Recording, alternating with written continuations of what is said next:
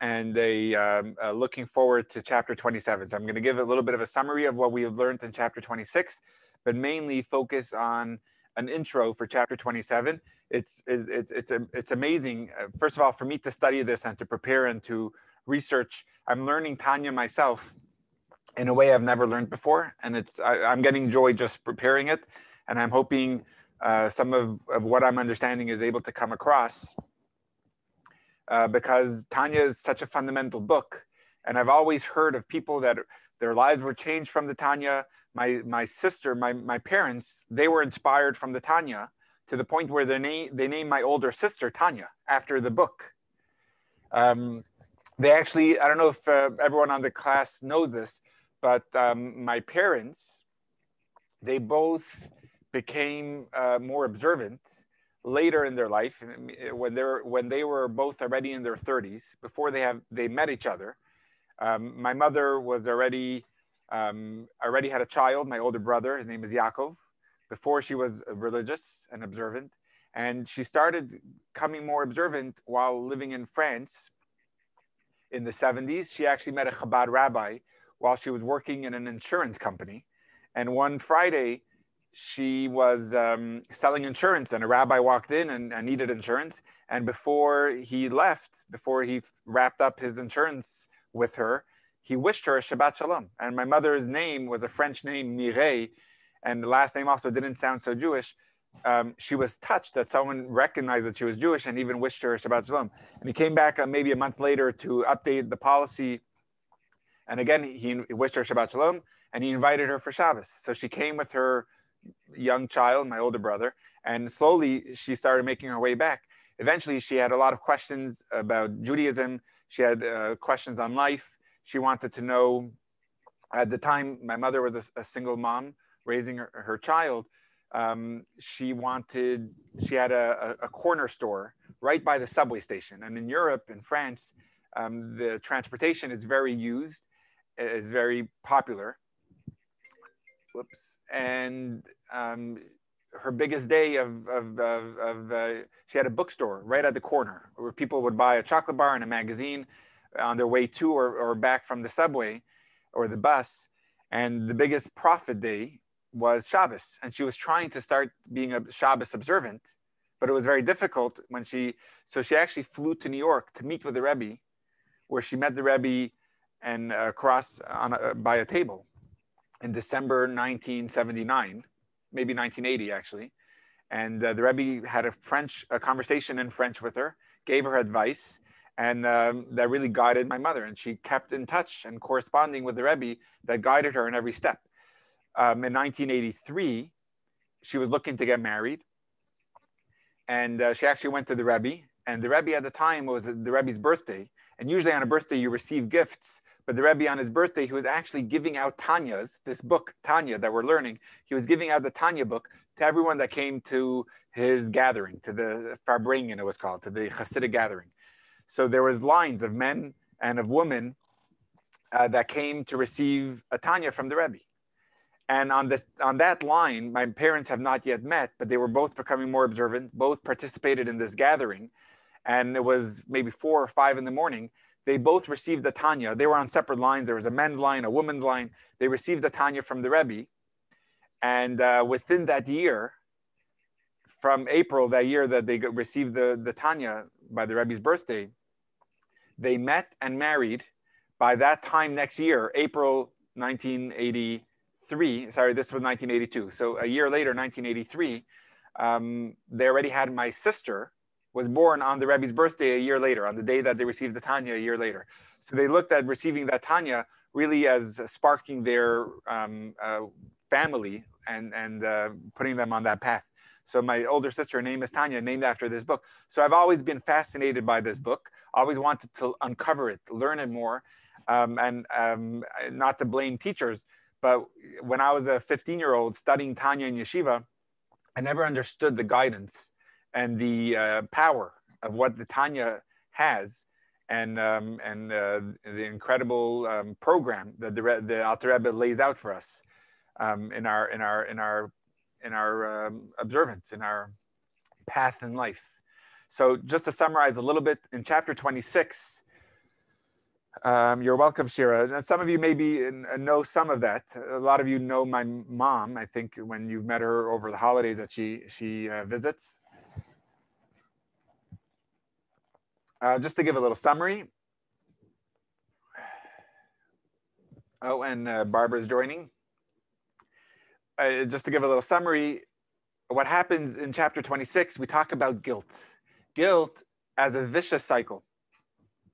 That when a person feels guilty over negative behavior that they have had, negative actions that they have done, it leads them to a feeling of guilt. And that feeling of guilt wants them to find a quick relief. So they find a way to numb it by indulging in something. And that can take you down because you're feeling a sense of guilt, and that it never brings you to a better place. It brings you to a worse place. It doesn't bring you to a positive feeling. Guilt never spurs you in a positive direction. The guilt is already taking you down, and it leads you to a place that's negative, leads you to things that are negative. And by the way, when we mention sin, I just want to make it clear, sin not necessarily is the worst thing you could imagine. Sin is anything, any behavior that is not the proper use of my time. We have a guide of a mitzvah that we're supposed to be doing. When I'm wasting my time, it's almost a time that is voided, a time that is wasted. Or behavior that I've done that is wrong, negative. And what happens is guilt is obsessing over the wrong behaviors. So the Alter Rebbe at the end of chapter 26, it laid out, and this is one of the main things that I was struggling with last week to explain, so I spent a little more time. The Alter Rebbe proves to us in chapter 26 how we know that if you're in the middle of grocery shopping or in the middle of doing carpool and a feeling of guilt comes to you, the Alter Rebbe says you should know without a doubt that that is not an appropriate thought, that that feeling of guilt is wrong. Because, and the proof is like this. And how do we know this? Why can't it just be a spirit? I'm so spiritual that even when I'm in the grocery, I'm feeling bad over negative behaviors. Because if it's coming at a time when you're in the middle of an introspection, at a time when you're in the middle of a meditation, when you're really focused on this, that's one thing. That's when it's a scheduled time. And actually, I researched a little more. Some people were asking, when is this? I think Shira, last week, you were asking, when is the scheduled ideal time for this? So on a smaller scale, it should be nightly, when we're saying the Shema before retiring for the evening. And a little bit more elaborated is by the end of the week. On Thursday night, which is actually on the Jewish calendar, Shabbat is not a time to meditate over any wrongdoing. Shabbat is a time that's higher. We don't focus on any negative on Shabbat. Like it says, the calories that we eat on Shabbos don't count. So Shabbos is a time that's higher. Thursday night is a time that we stay up a little later, and our Shema is a little bit more elaborated, a little bit more thoughtful and mindful. And that's a time of spiritual stock taking. It's a time to unearth any negative feeling or guilt, to uncover it and to deal with it. So if it pops up in the middle of the day when I'm grocery shopping, what you have to tell that feeling of guilt is that, how about we set an appointment? Let's have an appropriate time to deal with this. Now the secret is, and I don't think the Alter Rebbe says this so clearly, but I guess maybe it's a little bit more between the lines. 99% of the time, when you say to that feeling of guilt, how about we set a time and tonight we'll revisit this feeling of guilt, it actually doesn't come back to you. Because that feeling of guilt is not interested in coming when you're ready for it. Because it's actually the Yetzer Hara, that evil inclination, that just wants to get its way into you, to drag you down. And the main theme of chapter 26 is to realize that joy is crucial in our service. It's not just an extra nice boost in our service. Joy is imperative. It's integral to our service. So when I'm in the middle of my day, going about what I'm supposed to be doing, and that feeling of guilt comes in, is just the Yetzer Hara, the evil inclination's way of trying to make you sluggish, to trying to drag you down. So if it's popping up in the middle of the day, that's the time that it's interested in trying to get over, to trying to get into you. Because its goal is to bring you to negative behavior. And if you're at the grocery store, it could drag you down, and it can make you feel bad for what you've done and make you want to find a relief. And it goes through, like we mentioned last week, that vicious cycle.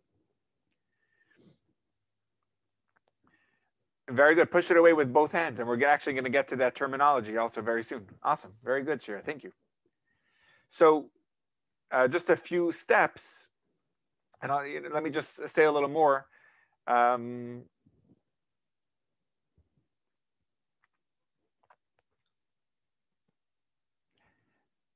So here's when you set up a time and you focus with a spiritual stock taking over this negative behavior that I have committed in the past, that's now making you bringing up a sense of guilt. What you're supposed to be contemplating about, and I find this to be very powerful, and we read it rather quickly last week, I was trying to finish a chapter, was you're supposed to be focusing, here's the quote, on the greatness of God whom you have sinned against. Which the words are, on the greatness of God which you have sinned to. And these are crucial words, meaning the focus, the contemplation is actually not even on the sin. It's actually contemplating on God.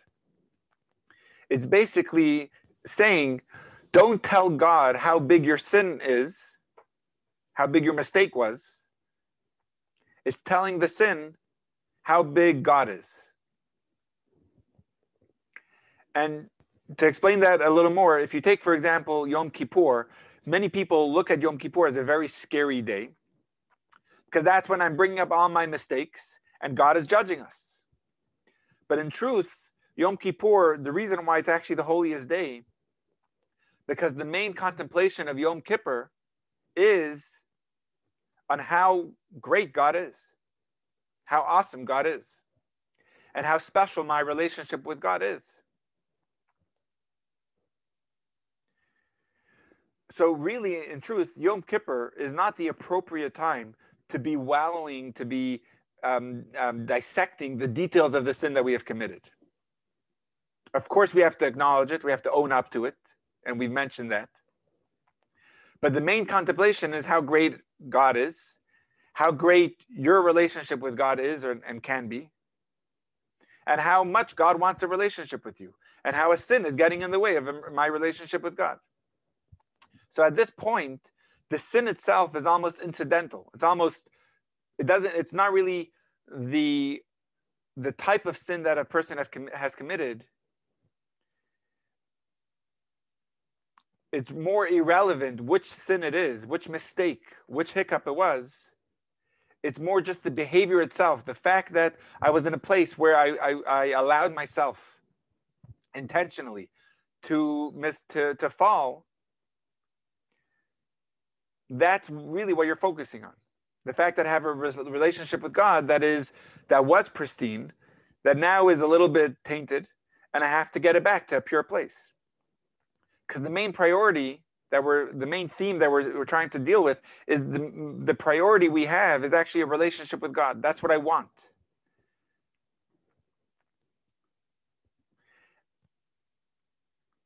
And the issue is that when I commit something that I shouldn't have, I'm severing a relationship I have with God. And therefore you ask yourself, is this a behavior that's in line and befitting for my relationship?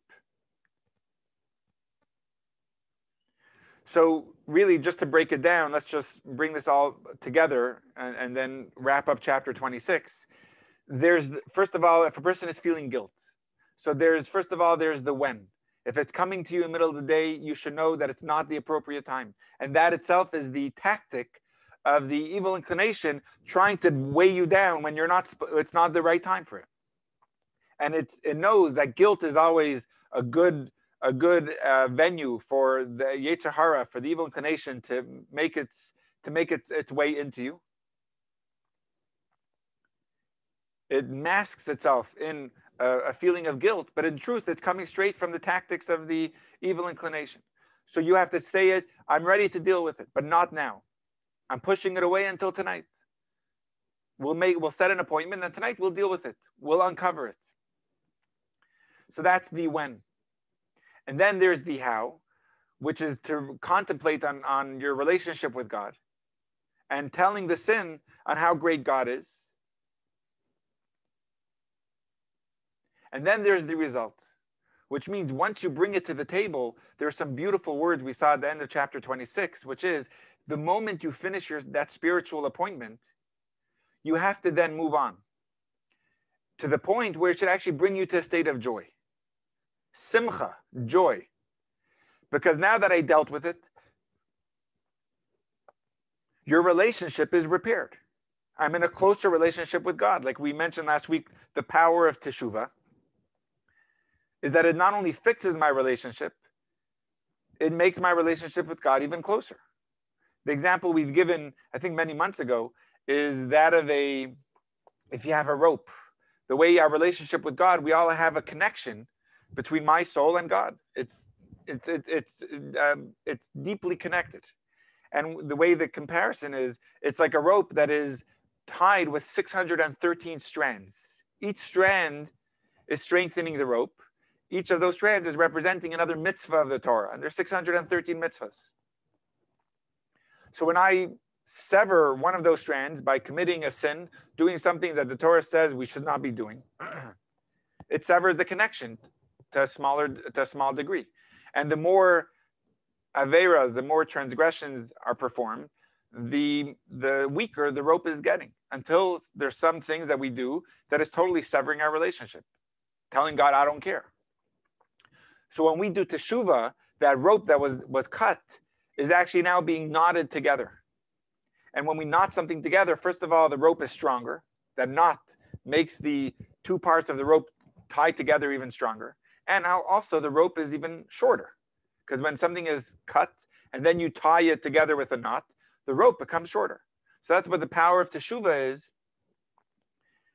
It actually makes my relationship with God closer than it ever was. So that should bring you to a state of joy, that I dealt with the mistake. The guilt is gone because you worked with it in a focused meditation. And now it's supposed to bring you to a state of joy. So it's almost chapter 26, not the words of the Tanya, but it's almost a self-therapy method. To face it, you face the mistake, you trace it, you see where it's coming from, and you deal with it, and then you erase it. You have to move on, and it should bring you to a state of joy. So just in a few words, just to summarize chapter 26, because I'm really excited to get into 27, and just to see the flow. And I don't think before I've ever been so careful to see a flow between this chapter to the next. I do want to explain it. Chapter 26, in just a few words, to summarize it, chapter 26 is dealing with different areas in our life that could bring you down and try to hinder my relationship with God. Up until chapter 26, which means the first 25 chapters of the Tanya, it was dealing with how to overcome our challenges on a daily basis, which means we have two souls, and we went through the composition of the soul.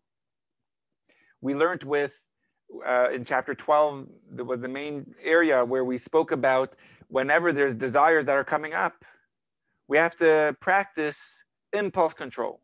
The rule, the golden rule of the Tanya was that the mind by nature, by birth, rules over the heart. And each and every one of us, makes no difference if you're a Jew or non-Jew, man or woman, no difference of any race or color.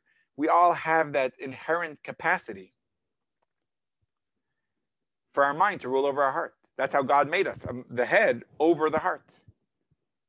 So the first thing we learned was impulse control, that our mind, that even if we're having feelings of the heart, that are desires that are trying to get us to do things, and it's coming out in a behavior, which means our action, our speech, and our purposeful thoughts, what we want to think about and fantasize on, we can control those. We have the ability to control it by our mind. And then it has to come through with a little bit of meditation. But what happened in chapter 26, what we were dealing with is that that's the service we're supposed to have. What happens if there's things that come up that challenge our service, that brings us to a state of we need to troubleshoot because we have our service down pat, but now there's things that come up in our family life, in our health, and in our livelihood, in our parnasa, which is our financial concerns in the world. And many of us have those concerns now more than ever with the pandemic. How do we deal with it? Oh, do you mind closing that door? Thank you. Oh, perfect. Thank you. So when it comes to problems in our daily life, of worldly problems, of family problems, of health problems, we have to see in it that it's actually coming from a higher state of good. That was dealing with problems that come up in our life from concerns in the world. But then we also dealt with spiritual concerns. From a spiritual side, when we have transgressions that we have committed in the past and they creep up to us with a state of guilt, we feel bad for something that we have done, we can't allow it to drag us down. And we need to work with it, setting an appointment, and deal with it. So that was chapter 26. Chapter 27 is just unbelievable where the Alter Rebbe takes us to. And this is something that we all experience. It's another emotional challenge that arises and that can refrain us from doing our service the right way. And that's what these chapters are dealing with, is troubleshooting different challenges that arise that refrain us in doing the service and being able to serve God with joy. So chapter 26 was dealing with guilt. Chapter 27 is dealing with the concern of shame. And shame is different than guilt. Guilt is over what we have done. Shame is about who you are.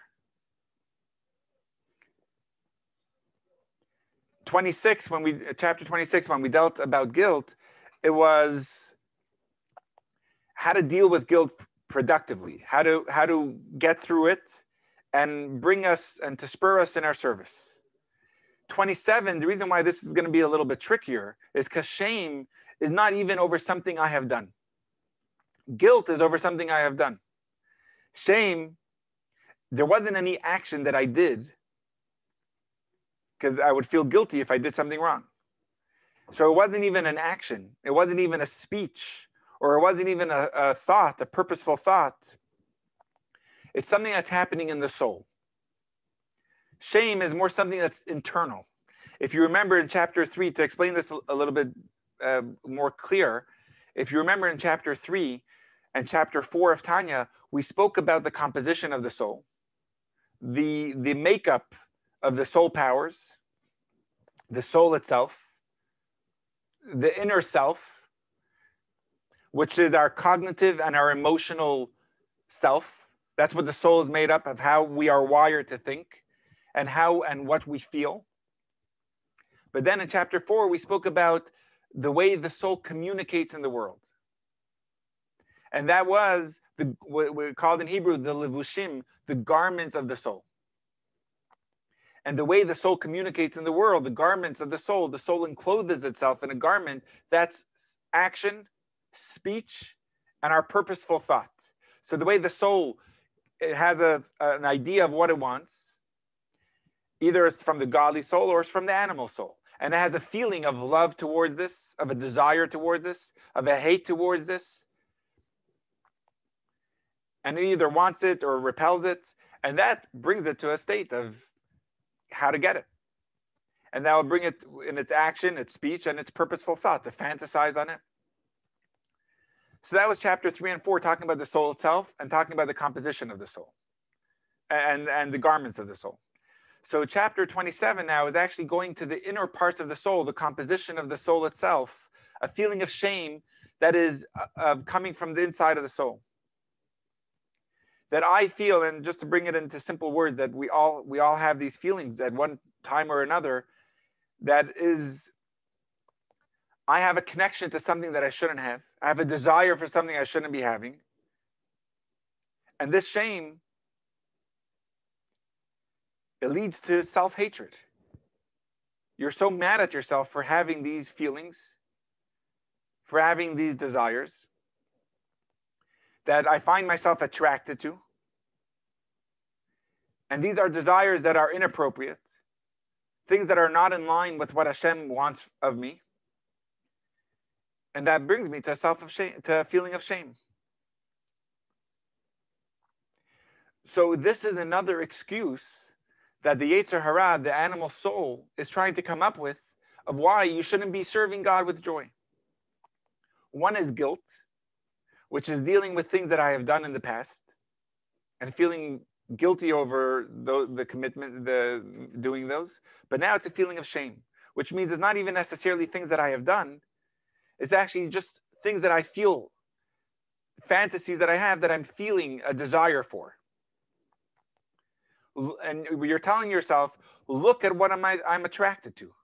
How disgusting am I that I could even have these feelings? And it brings you to a sense of shame. And that shame brings you to a sense of unworth. And it makes you sluggish. And again, once you're sluggish, service of God can't be done properly. Serving God with joy is the only way. So here's what the Tanya will introduce. And in Hebrew, the word is, this is a chiddush. This is incredible. But the Tanya says, not only you shouldn't be sad over this feeling of shame, what the Alter Rebbe is going to introduce now in chapter 27 is that you should actually be happy that you have this feeling of shame. Not only this feeling of shame shouldn't bog you down and make you feel heavy and sluggish and sad and melancholy, you should actually be happy that you have this challenge and these feelings of shame. So this is going to be it's a massive shift for many people, where I could understand I shouldn't be sad over this feeling of shame, because I understand sadness brings you to this vicious cycle and it'll get you to commit worse things. Because from the feeling of shame or guilt, like we learned before, it brings you to a feeling of sadness over what I've done. And from that sadness, it brings you into that vicious cycle of feeling sad. It makes you want to numb it with self-indulgence. And that self-indulgence will bring you to an even greater feeling of guilt or shame. But the Alter Rebbe says over here, you should actually be happy.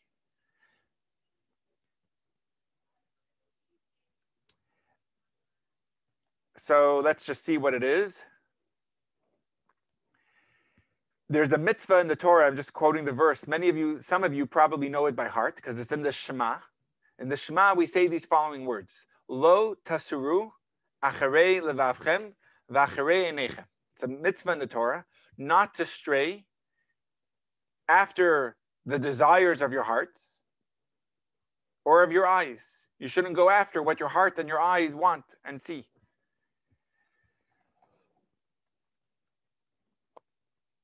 So now the Alter Rebbe is going to say, you actually have the opportunity to fulfill this mitzvah of not going after what your desire of your heart is.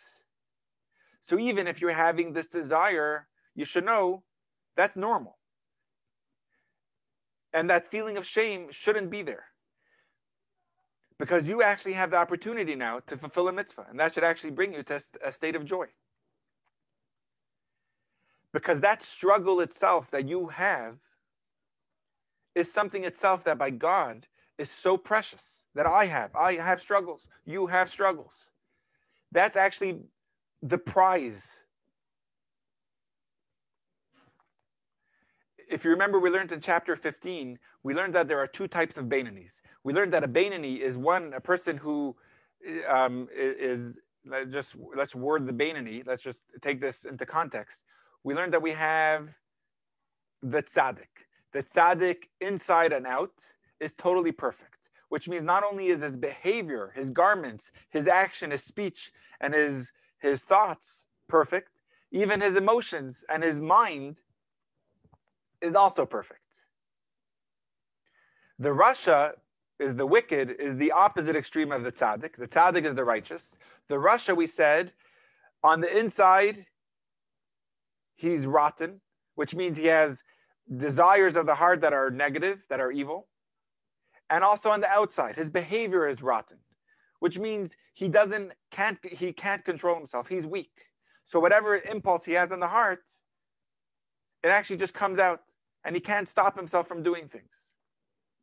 The Beinoni was the person in between, where on the inside he's rotten, which means he has desires of his heart, and he has ideas in his mind that are inappropriate, that are popping up, but he's able to control himself on the outside, because the mind could control the heart.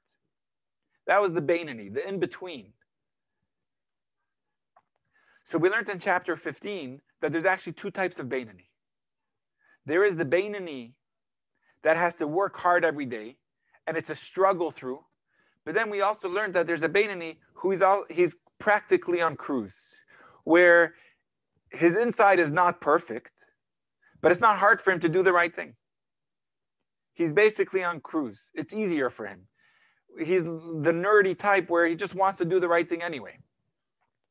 And we said that's actually not the right place to be in, because the struggle is important to push yourself to the next step. The struggle is a crucial part in our service. That's what the Beinoni is doing. He has to struggle through, because once he is coasting, that's not service anymore. Because there's a value in the struggle that God wants.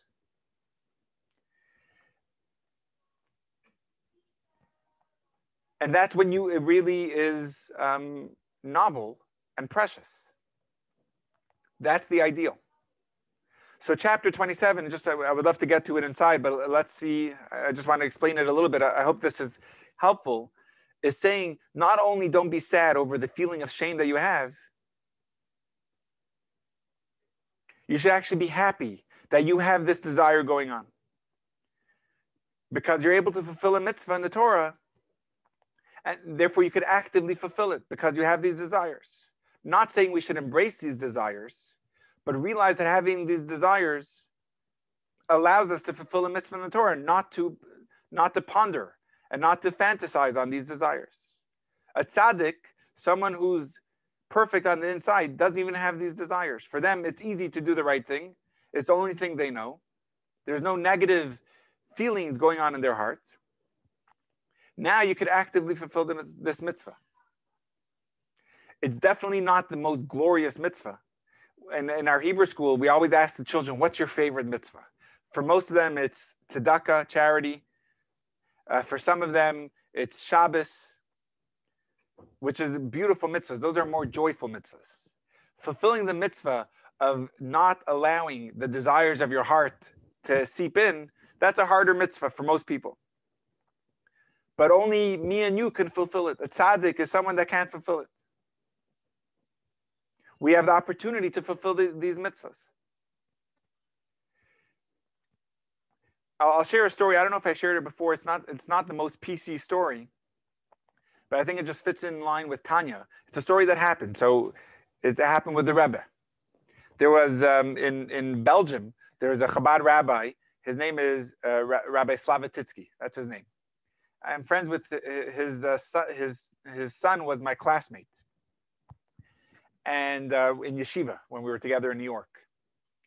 And Rabbi Slavititsky, going back to the 80s, I think, had a person who was, I think, originally from England and was in Belgium at the time and was coming more and more to the shul and being involved for Shabbos. But after like maybe a year of involvement, he's finally he was struggling with the fact that he was in love with a person that wasn't Jewish. And for the beginning, he didn't care because that's who he knew and that's who he wanted. But now that he was getting more involved in Torah and Judaism, he felt that he can't break away from her. I think they were either engaged or getting engaged. And he needed advice from the rabbi saying, I think I have to stop this whole Judaism observance because this is who I'm with. And I don't know what to do. And this young man's parents were freaking out because for them it was so important that their child marry someone Jewish. So he went to the Chabad rabbi, and the Chabad rabbi didn't know what to answer. How do you deal with such a sensitive topic? It was so personal by this young man. So the Chabad rabbi says you have to go to the Rebbe. And the Rebbe at the time, and this is in the 80s, the Rebbe was, on Sunday mornings, would give out dollars for people to put into charity. And I received it, and my family members received it. Some of you probably know others that received $1 from the Rebbe. And you would have a moment with the Rebbe, you could ask a question. Literally, it was just seconds, and there was literally 5,000 people on a Sunday going by the Rebbe. I remember as I was waiting for 5 hours to meet the Rebbe. So this young man goes to the Rebbe, and in a second he whispers to the Rebbe that, and he tells the Rebbe his struggle, that I'm engaged to a non-Jewish woman, and I don't know what to do. I can't, what should I do? And the Rebbe answered in Yiddish. The Rebbe said, "Ich bin dir mekane," which means I'm jealous of you. He didn't understand. And the Rebbe explained that I'm jealous that I don't have that struggle. You have that struggle. It's something that you have the strength to deal with. And it was a turning point by this young man. And the rabbi in Belgium, elaborates on the story. But the Rebbe wasn't just saying something fluffy that, wow, you're great. The Rebbe was saying, you have opportunity to deal with something that I can't deal with, that I don't have that same struggle. And that gave the young man strength. And now, if I'm not mistaken, he broke it off, and he married a Jewish woman, and he has a large family. He's very involved.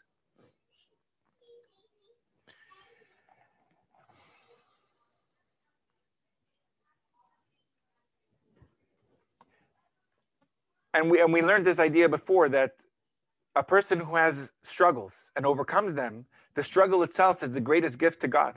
More, even a greater gift than just cruising. And a tzaddik can give this gift. A beinoni can, which means we have that opportunity. So just to bring the point, and then hopefully we'll uncover a little bit inside.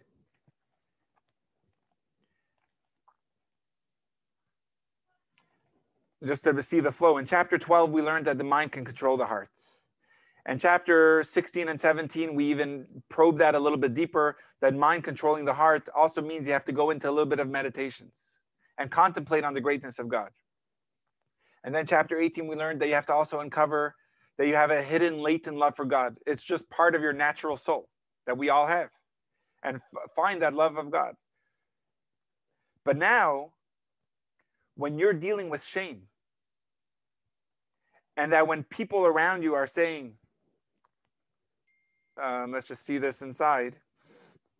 Let me look at the words.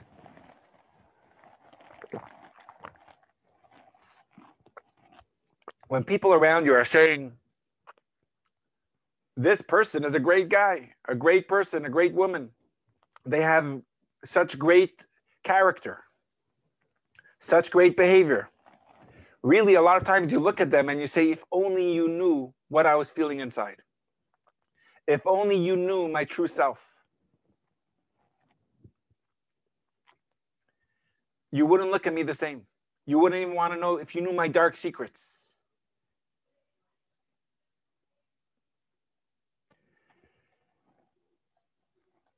So if that's the feeling that you have, so if there's actual misdeeds that you did, you have to look in chapter 26 to deal with guilt.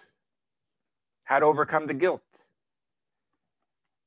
But over here in chapter 27 is when a person has these negative feelings that are creeping up, that brings you to a sense of shame, that makes you not even want to look in the mirror, but not necessarily on the action you committed, because on the action you're good. But you're feeling shame on emotions that you are feeling inside and desires that you have. And therefore you feel unworthy because of the soulful, the inner levels of incompetence that you feel that you have. This struggle itself is a gift to God. The fact that you are struggling with this and that you have the mitzvah now of fulfilling don't stray after the heart's desire, that should bring you to a place of joy.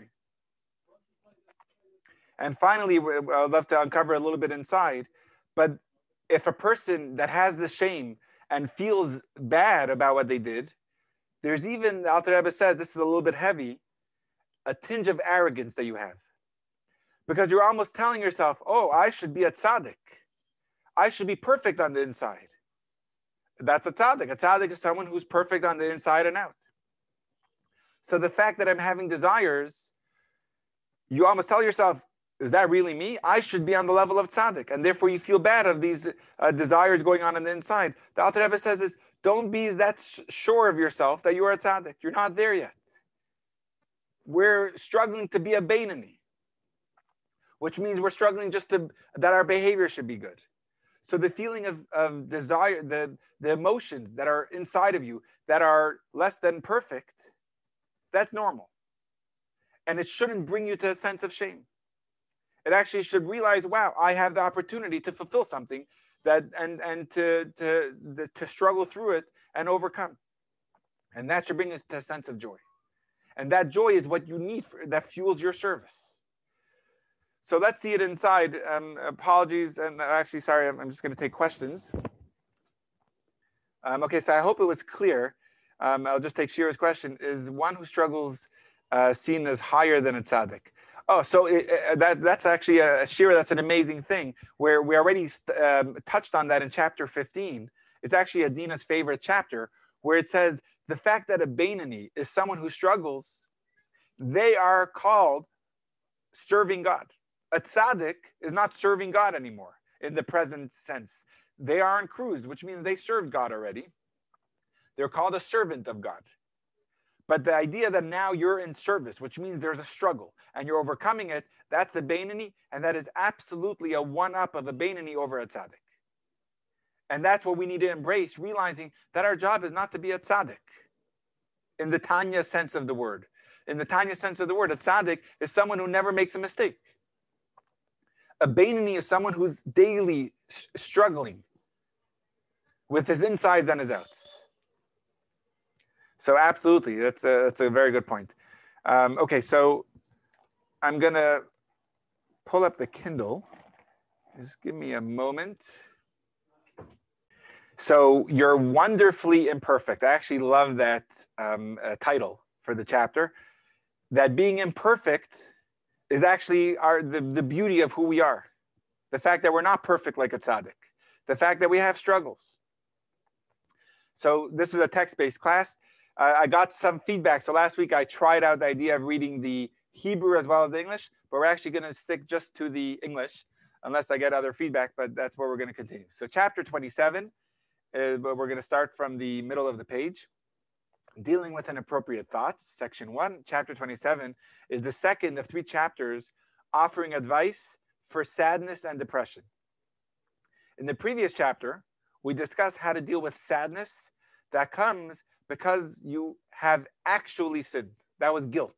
That's sadness or guilt because of something that I've committed. In this chapter and the next, which means 27 and 28, we will deal with sadness that comes because you desire to do all sorts of sins. Making your worship feel like something of a failure or hypocritical. Because, oh yeah, I'm keeping Shabbos, but look what I'm really having desires for inside. Even after years of devotional prayer and observance, you can't seem to uproot these desires. So the way it works over here, just as we go through the chapter, the bold words, which we're about to see, is the literal translation of the Hebrew. And then the unbold or the non-bold words are the commentary, just making the flow a little more easy to follow. But if your sadness, usually I was always told you don't really start a chapter with but this is actually a direct flow from the previous chapter, where the previous chapter was dealing with things that were actually inappropriately done, acted on, or spoken. And then you feel guilty. But if your sadness is not from concern about your sins, but rather from the fact that bad thoughts and inappropriate desires pop into your mind, what should you do? Consider the following. When you are trying to live life piously, negative thoughts and inappropriate desires can be unnerving. They might make you feel there is something wrong with you, or that you have failed to achieve a basic level of worship. That's the negative thoughts that you're feeling. You almost feel like your worship, your service, your mitzvah is inadequate because of what's really going on inside of me. If only they knew who I really am. Well, it depends when these thoughts occur to you. If they pop up into your mind, not during worship, but rather when you are involved in business and worldly affairs, you're doing carpool, you're in the shower, you're in the middle of a meal, you're at work, you're on a hike, and then these thoughts are popping up, these feelings of shame, then rather than being a cause of sadness, look at these beautiful words. On the contrary, you should be happy with your lot. That's a quote from the Mishnah, Pirkei Avot, Ethics of the Fathers. The Tanya will now explain why, far from being saddened by these inappropriate thoughts, they should actually be a cause for joy. Since you can rejoice in the fact that even though these inappropriate thoughts popped up into your mind, you nevertheless chose not to dwell on them, and you chose to divert your attention away from them to something else. Our thoughts are always working, but what you think about, you can control. You can't stop your thoughts, but you could change your thoughts from one thing to another, substitute it. So if you divert your attention, you had a struggle, and you're putting it in a certain direction, that should cause you joy. You cannot decide what pops into your head. I'll read the text inside, but you can divert your thoughts to another topic. Whenever an inappropriate thought occurs to you, don't get depressed about the fact that it happened. That's totally normal. I love these words. If you have an inappropriate thought, don't get depressed. It's normal. And it's not under your control in any case. Because remember, you're a Beinani. You have these struggles inside. Your soul inside emotionally and cognitively is not perfect. There's an animal soul that's vying for control and trying to make you feel selfish. You have a godly soul that wants you to be selfless, and there's a constant struggle. So focus on the need to dismiss it as soon as possible. I'm turning the page, through diverting your attention to something appropriate. And then, rather than being sad, you can rejoice because you did a mitzvah. You resisted dwelling on a negative thought. So you should embrace the fact, don't embrace the negative thought, embrace the fact that you have negative thoughts, and therefore you could fulfill the mitzvah that you could divert your attention to something else. The Tanya now clarifies precisely which mitzvah you will be fulfilling. By refusing to dwell on a negative thought, you fulfill the verse, and you shall not follow after your heart and after your eyes, after which you stray. This is from the book of the Moshe, the book of Numbers in the Torah. It's from the Torah portion of Shlach. We actually read it every day. In the third paragraph of the Shema, I'll just read in the Hebrew. It starts from here. It says, Lo tasuru acharei levavchem v'acharei einechem asher atem zonim achareim. Don't stray after your heart and your eyes' desires. Now this verse can be speaking to tzaddikim, a tzaddik or tzaddikim in the plural. They have transformed themselves never to have inappropriate thoughts. This cannot be the case, as the verse would not refer to tzaddikim as strayers, God forbid. So the verse states, and you shall not follow after your heart and after your eyes, after which you stray, addressing those individuals who are at least tempted to follow their inappropriate thoughts. Rather, the verse is addressing those who are still tempted by the impulse to evil, such as Beinanim. A Beinani or a Beinonim in the plural is the in-betweener, the person who's still struggling, and Rishaim, the Rasha, which is the wicked in literal translation, but in our Tanya translation, it's the person who is compromised. the person who is weak, the person who easily gives in and can't control themselves. They have stray thoughts. They have desires that are inappropriate. And the Torah speaks to them. The Torah is not speaking to the tzaddik because they don't have stray thoughts. I'm going to read the text. So we're talking about the Beinoni and the Rasha who do have lustful thoughts popping into their minds. Whether they be thoughts of permitted activities or forbidden ones. So over there, it actually quotes to you to chapter 11, where you would think, what's wrong? Let's just explain this for a moment. Over here, so let's just summarize. When a person has thoughts that are they are desiring, that are inappropriate, don't allow that to come to shame. If it does come, if it is popping up in the middle of your day, you should know that that's actually the tactic of the animal soul, trying to get you to be sluggish, trying to get you to feel sad, trying to get you to be depressed over what you feel you are inside. And when that happens, it's a vicious cycle, as we discussed. Don't let that happen. Realize that it's coming from the evil inclination. And what should you do when you have those thoughts? Realize that I have a struggle. And the Torah tells me how to deal with the struggle, not to go after them, to meditate on God, to meditate on my special relationship with God, that God values and God needs and wants my relationship with him. And that my struggle and the fact that I could divert my thought should bring you to a state of joy. So, let me just clarify one point. Chapter 27 is not actually telling you how to deal with the desire. That we already learned in chapter 12 through 25. When you have a desire, realize that it's coming from your animal soul, and realize that you have the power of impulse control, mind ruling the heart. And then you dig a little deeper and focus on some meditations. If that's not working, uncover the love of God that you have in your soul. That we learned about before. Over here, it's not dealing with how to deal with a desire. Over here, it's how to deal with the shame that comes from having that desire. When I'm feeling sad over the fact that I have these lustful thoughts and desires from the heart, you're not actually committing it, because that's guilt that over something that I have done, which is chapter 26. Over here, you're feeling bad over the fact that I have inappropriate desires. So over here, the Tanya, the Alter Rebbe is saying, don't allow those desires that are inappropriate to take you over with the feeling of shame. Because realize that when the Torah says that you shouldn't go after your heart's desires, it's not talking to a tzaddik, because the tzaddik is perfect on the inside, that their soul's emotions and cognitive faculties are perfect, and therefore they don't have desires that are inappropriate. It's talking to me, and it's talking to you. It's talking to your average person that is struggling, and the Torah says, fulfill this mitzvah. So the fact that we have a struggle is so precious to God.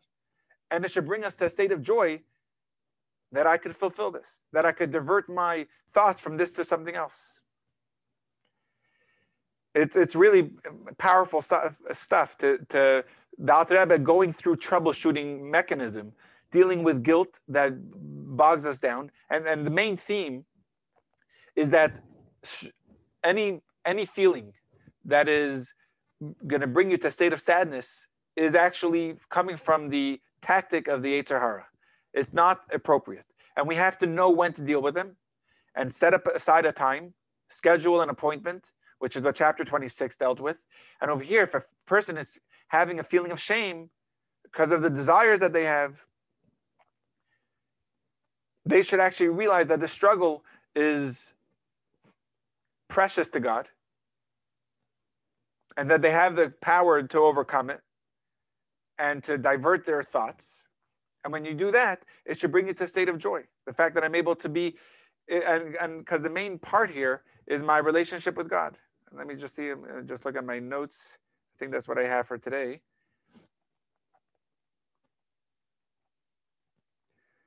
Okay, so we'll stop with that. Okay, awesome. I think we're already at 10:30. Okay, so thank you all very much. Let me just, okay, I think that's it. Thank you. Awesome, Thank you. everyone. Have a great day. Enjoy. Stay safe and healthy. And I guess we don't wish each other Shana Tova, but we'll wish each other a healthy and safe vacation time. Bye, Yes. everyone. See Be well for everybody next year. now. Exactly. I have to say that I'm like 9 years old every New Year's, you know. Awesome. Bye. Bye, Nancy. Bye, Vivian. Bye, Shira. You. Bye, Eliza. Toda. Great to see you all.